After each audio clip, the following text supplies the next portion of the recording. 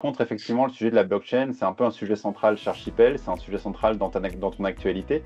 On verra ensemble de quelle manière ça, dans la cybersécurité, dans la sécurisation des actifs numériques, des sujets qui sont aujourd'hui pas dominants, mais qui sont émergents. C'est très intéressant de pouvoir faire un peu de prospective ce matin avec toi.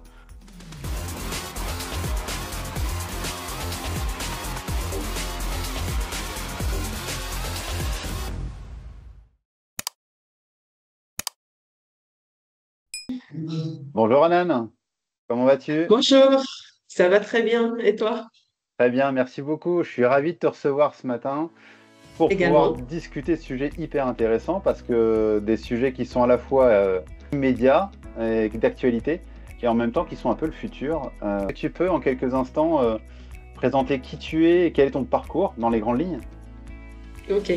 Donc moi je suis Anne Waibi. J'ai rejoint Archipel il y a 2 ans, mais avant d'arriver chez Archipel, j'étais commerciale, donc ingénieure d'affaires initialement dans tout ce qui est digital workplace. Donc Jalios, c'est là où on s'est connu Hmm. Stéphane. Donc je suis restée 15 ans, 15 ans chez eux. Je m'occupais initialement de tout secteur confondu et après je me suis spécialisée dans le secteur public. Après ça, je me suis orientée vers quelque chose de complètement différent.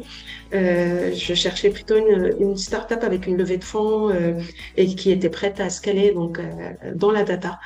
Et puis, je me suis intéressée petit à petit à la blockchain, plutôt sur la partie crypto-monnaie, investissement crypto. D'accord. Et donc, j'ai commencé à découvrir un peu ce que c'était un wallet, ce que c'était la monnaie numérique, etc. Et puis, j'ai vu le post chez Archipel qui mettait en avant ce qu'on appelle un peu l'identité numérique décentralisée ou le CSI. Ça veut dire redonner la maîtrise à l'utilisateur sur ses données. Et le concept m'a intéressé tout en étant sur une blockchain portée par des acteurs plutôt publics. Et donc, voilà, donc j'ai rejoint Archipel pour m'occuper aussi bien du secteur public que du secteur privé. Sur un sujet Mhm. comme celui-ci, je pense que beaucoup de gens ont besoin de comprendre à la fois ce qu'est une blockchain, ce qu'elle permet, et puis intrinsèquement comment elle va apporter ses qualités dans, dans le domaine de l'identité numérique. Est-ce que tu peux nous Mhm. expliquer quels sont les enjeux et les problèmes auxquels Archipel souhaite répondre? Alors, je pense que vous n'êtes pas les seuls à chercher à répondre à ces sujets, mais c'est quoi les enjeux et les problèmes de votre segment?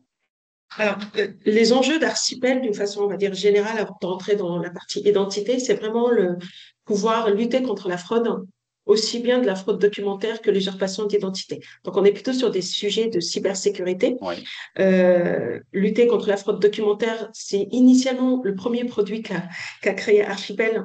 Vu nos actionnariats, notamment EDF et Engie, il se trouve que ces actionnaires détiennent un certain document qui concerne tout le monde, qui est la facture d'électricité, qui peut faire office d'attestation de domicile. Il se trouve qu'il y a énormément de fraude à l'attestation de domicile. N'importe qui peut prendre un Photoshop oui, et modifier. Et donc, c'est là où le premier produit a vu le jour, c'est de se dire que toutes ces factures-là peuvent être ce qu'on dit ancrées, créer une empreinte numérique dans la blockchain et laisser la possibilité à des vérificateurs de vérifier l'authenticité du document. d'accord. Donc ça, c'est le premier pourquoi Archipel a été créé. Donc c'est vraiment pour développer cette blockchain interactionnaire. Je les cite, donc c'est EDF, Engie, La Poste, la Caisse des dépôts et l'Imprimerie nationale, donc qui D'accord. opèrent cette blockchain-là, et donc créer un outil qui va limiter les fraudes sur leurs documents. Et puis petit à petit, on s'est orienté vers l'identité numérique, donc ce qu'on appelle le SSI, donc le wallet d'identité pour les entreprises. Donc chaque entreprise a une identité numérique, donc ils manipulent, ils échangent des données, notamment des documents. Et donc il y a énormément de fraude de documents, notamment le RIB. C'est un des documents les plus fraudés. Oui. Le représentant légal, c'est un des documents les plus fraudés. Et donc l'objectif, c'est à terme, je dis bien à terme, de remplacer les documents. Donc il n'y a plus aucun document qui transite quand on est sur un sujet d'entrée en relation, etc. Ce que transite, ce sont des données structurées, signées et chiffrées. D'accord. Oui, parce que tu évoques, merci d'avoir précisé, et tu auras peut-être d'autres choses à nous dire sur à la fois Archipel et sur les concepts qui sont évoqués. Là, en réaction, instinctivement, je ne peux que rebondir et attester du fait qu'il y a énormément de fraudes liées aux documents dits officiels, soit sous forme de Exactement. faux, enfin, soit sous forme de faux, soit parce qu'ils sont détournés de leur usage premier. voire voler, hein, tout simplement aussi, hein. Exact. C'est quand même un sujet d'inquiétude pour les dirigeants, surtout dans les PME. D'actualité. Voilà, exactement. Et puis c'est voilà, c'est toujours que j'ai toujours tendance à dire aussi, c'est des sujets d'émotion parce qu'on n'apprécie pas de se faire voler ou de craindre l'usurpation une fois qu'on s'est fait voler ses données, parce qu'on ne sait pas ce qu'elles peuvent devenir et jusqu'où elles peuvent nous nuire. Mais Exactement. je réagis aussi à une question que je me pose. Est-ce que tu pourrais préciser la spécificité en fait d'avoir intégré ça dans un phénomène de blockchain? Tu utilises aussi la terminologie de wallet. Est-ce que tu peux préciser un peu ce que c'est? Donc, si on parle de wallet d'identité, il faut savoir qu'il y a deux types de solutions. Donc, il y a ce qu'on appelle les wallets d'identité décentralisés et les wallets d'identité centralisés. Donc, les wallets d'identité centralisés, c'est un peu ce que tu as dit. Ça veut dire que on est sur un système de stockage en un seul endroit, avec des signatures plus ou moins qualifiées, avec peut-être de la double authentification, tout ce qu'on connaît à date d'aujourd'hui. Donc, il y a des choix, notamment si on prend France Identité, donc l'identité numérique de la personne physique, donc qui est fait par le ministère de l'Intérieur. Ils sont partis sur des choix centralisés. Ouais, Nous, on a fait le choix inverse, donc d'aller sur du wallet d'identité décentralisé en se basant sur une blockchain. La blockchain, elle va jouer un rôle important. Alors déjà, on est sur une blockchain qui n'est pas une blockchain publique, on est sur une blockchain qu'on appelle permissionnée. Ça veut dire que les acteurs qui opèrent un nœud de blockchain sont connus. Donc c'est ce que j'ai cité tout à l'heure, donc la Caisse des dépôts, l'Imprimerie nationale, la Poste, Engie et EDF, qui sont des très grands mhm, boîtes, et donc ils vont créer ce qu'on appelle un tiers de confiance. La blockchain, elle va jouer un rôle sur le wallet de registre.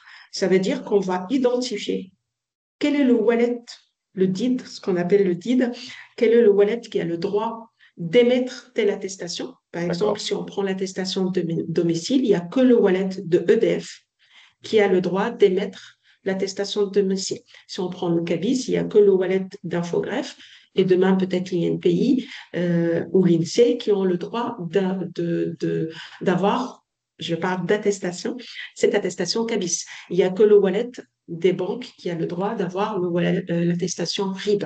D'accord. Donc c'est un Donc, peu de la gouvernance finalement. C'est que tu détermines qui est propriétaire légitime ou diffuseur légitime d'une information. source qui est D'accord. source authentique, exactement.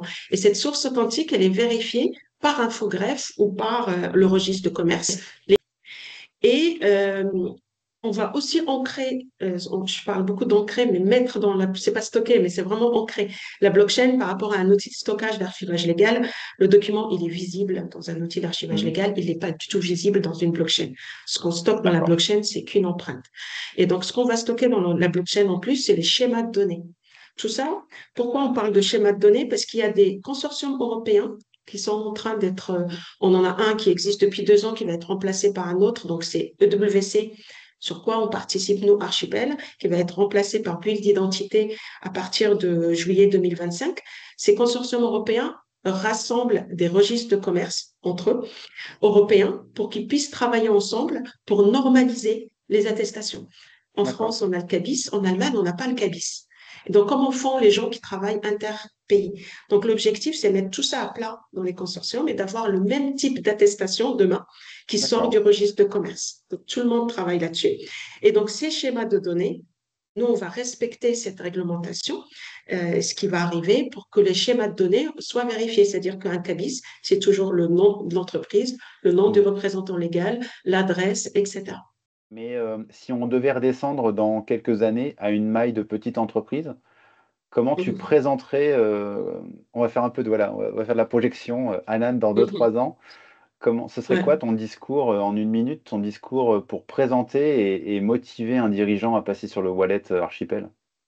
Alors, c'est aussi une cible pour nous, hein, les PME et les TPE. Alors, c'est vrai qu'il y a les grandes entreprises, mais c'est beaucoup plus facile pour nous d'onboarder à une PME. Les grandes entreprises, elles ont d'autres moyens de se protéger. Je vais citer juste un exemple. Qu'est-ce qu'on peut apporter pour un dirigeant? Prenons par exemple la fraude Liban. Demain, pour éviter une fraude d'IBAN, donc il y a quand même énormément de fraude de l'IBAN. Donc, qu'est-ce que c'est une fraude d'IBAN? C'est un fournisseur, un faux fournisseur qui s'introduit dans le process de facturation et qui envoie à peu près la même facture, mais avec un IBAN, avec sans IBAN, mais avec un Ouais. nom d'entreprise qui est l'entreprise initiale, qui est le bon fournisseur. Et donc, le Ouais. virement se fait à une entreprise connue. Et donc, il y a de l'argent qui est volé.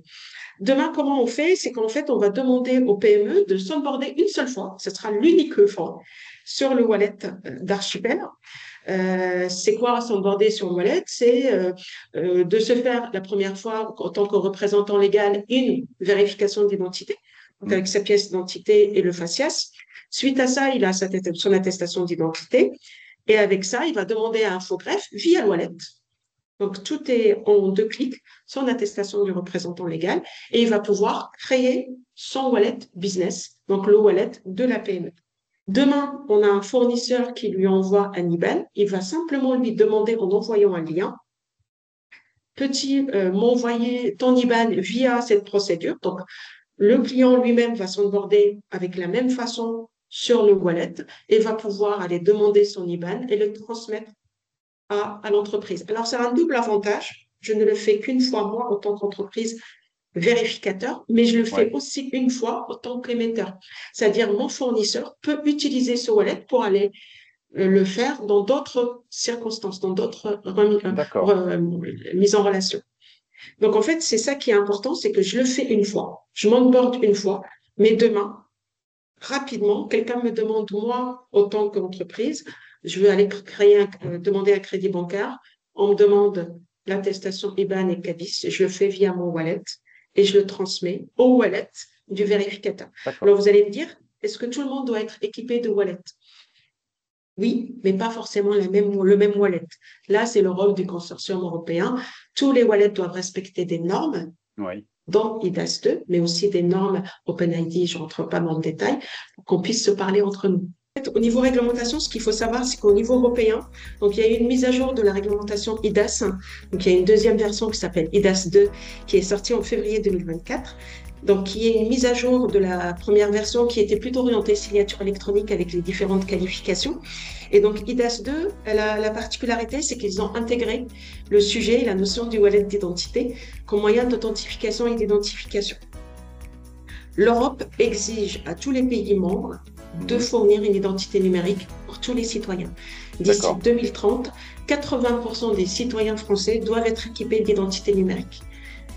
Donc, à D'accord. partir de là, il y a eu plusieurs consortiums européens. Donc, il y en a un qui s'appelle aussi Potential, donc qui est piloté par le ministère de l'Intérieur français et allemand. Donc, il y a plusieurs pays qui sont dedans. Et donc, c'est ce qu'on appelle France Identité.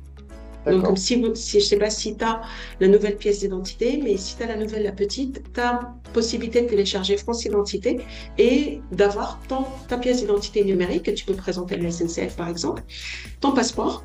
Et demain, il y aura aussi d'autres éléments, le ticket de SNCF. Il parle aussi, et ça, c'est pas encore signé, mais les ordonnances de médecins, parce qu'il y a énormément de fraude à l'ordonnance. Oui. C'est un sujet qui va être traité aussi dans l'identité numérique. Nous, on croit que France Identité ne va pas gérer l'identité de la personne professionnelle. C'est-à-dire que demain, on ne va pas trouver notre contrat de travail dans la France Identité. Donc, il va y avoir plusieurs wallets, pas que D'accord. Archipel, d'autres types de wallets, aussi bien centralisés que décentralisés, qui vont prendre le sujet. Et donc, nous, ce qu'on a fait, c'est on s'est dit, une entreprise morale, une personne morale, aussi une identité, à des employés qui ont des délégations qui aussi peuvent parler au nom de l'entreprise. Et cette identité, j'en ai besoin de la transmettre quand je suis sur des sujets qu'on appelle KYC, KYB ou KYS. Donc, c'est tout ce qui est entrée en relation fournisseur, partenaire Ouais. ou client, où on me demande un certain nombre d'éléments que je peux transmettre via le wallet.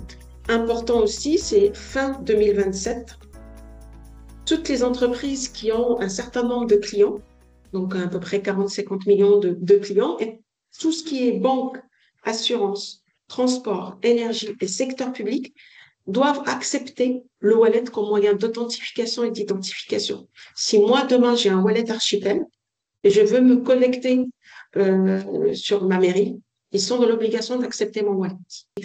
Je donne un exemple. Pour créer un wallet d'entreprise, le représentant légal doit créer son wallet Mhm. personne physique.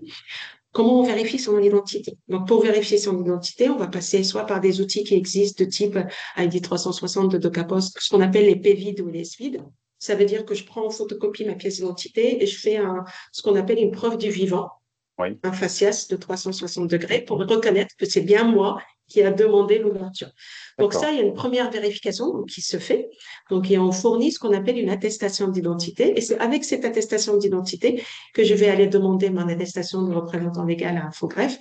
Et c'est avec ça que je vais pouvoir créer mon wallet entreprise. d'accord, Donc, demain, une boulangerie, le patron peut créer son wallet et créer le wallet de la boulangerie directement euh, en ayant une certification Infogreffe que je suis bien la bonne entreprise, d'accord. etc.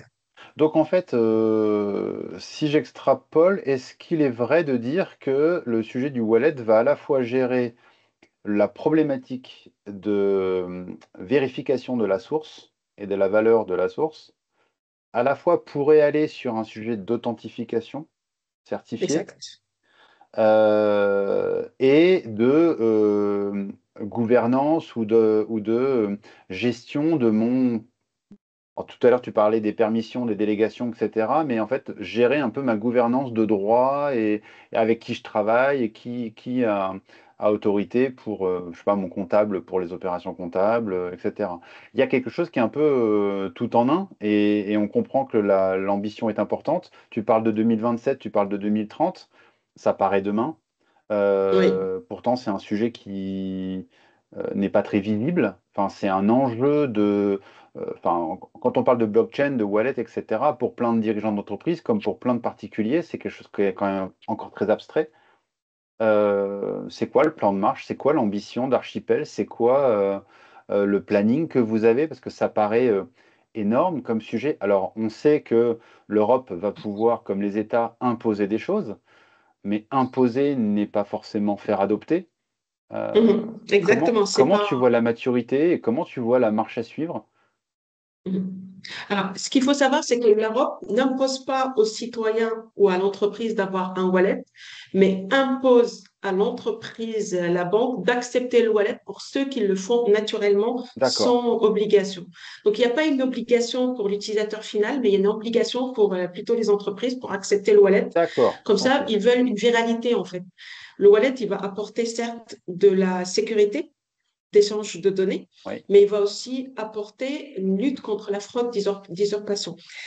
Tu as bien raison hein, quand tu dis que c'est pas simplement de l'identification, c'est aussi de l'authentification. À date d'aujourd'hui, quand une personne se connecte, par exemple, pour accéder à son mail, on ne sait pas si c'est la vraie personne. oui. On n'a aucun moyen. Demain, avec le wallet, on s'authentifie pas avec un mot de passe, on s'authentifie avec une attestation. Alors, je pense que toutes les personnes qui regardent cette vidéo vont pas comprendre tous les termes et tous les enjeux Mm. technologiques parce qu'il y a beaucoup de concepts dans ce qu'on évoque ce matin.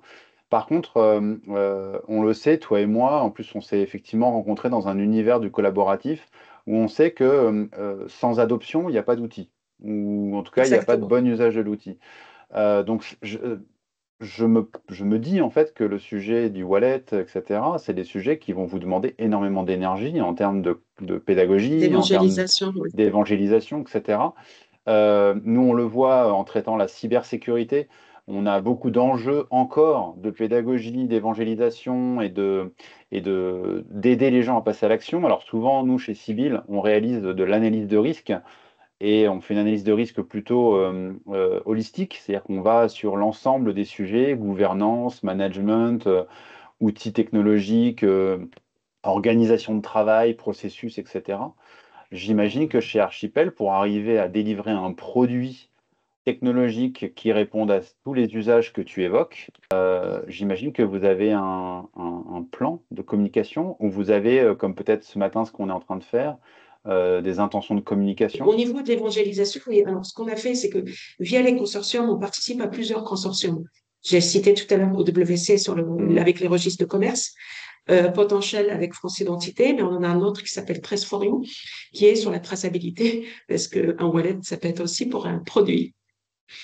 Ouais. Donc, on a eu beaucoup de soucis de fraude ou de non-traçabilité d'alimentaire, notamment, ou des batteries Hmm. électriques, etc.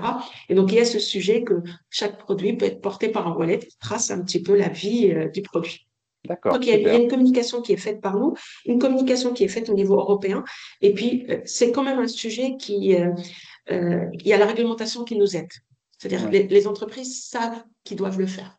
d'accord. Donc, indirectement, ça peut nous aider aussi. Par contre, ils voient 2027 un peu lointain. Et donc, c'est Bah, là il y a où il beaucoup y a le d'urgence, travail. hein. Il y a beaucoup d'urgence, Exact. beaucoup de sujets à traiter.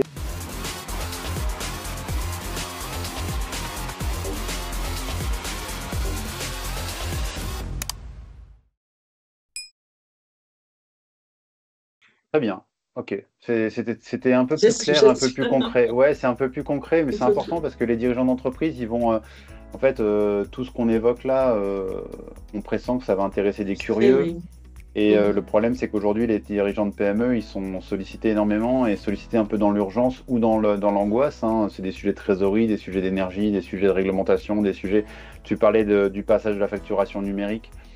Donc, c'est important d'apporter une solution simple, de l'expliquer simplement. Et ce qu'on comprend, c'est qu'à terme, ça va finalement décharger l'entreprise de plein de vérifications qu'on fait de manière artisanale, par coup de fil, par est-ce que j'ai bien le dernier RIB, est-ce que c'est le bon, etc. Ça va permettre quand même un peu de, de détendre, on va dire, l'entreprise et le dirigeant sur tous ces sujets de vérification permanente.